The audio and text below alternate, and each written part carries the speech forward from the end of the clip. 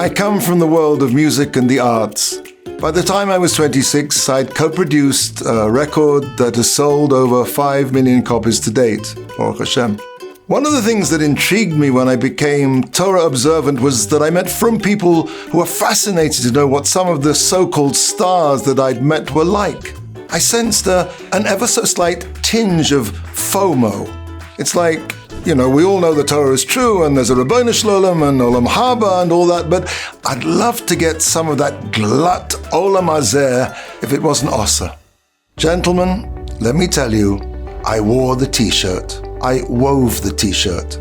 You're missing out on nothing except what it means to be a Yid. The Kotzker used to say if you really knew what it meant to be a Yid, you'd jump up and down and start dancing the Kazatzka. Sometimes it takes a message from far away to make us realize exactly what we have.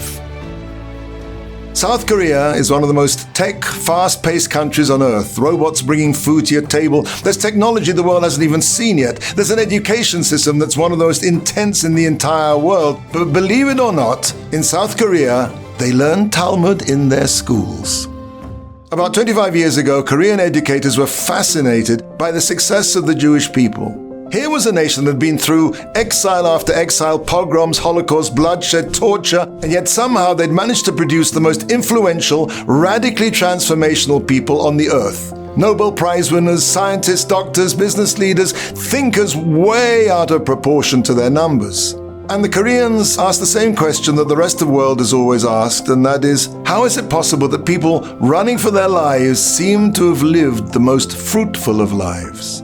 But unlike other nations that nurture the poisonous illusion that the Jew conspires to control the world, the Koreans came up with a much more honest conclusion. They said, maybe the Jewish people are more successful because their guidebook to life is wiser than any other guidebook. They said, we want to understand the Talmud. We want to know why the Jews are so smart, why they're so resilient.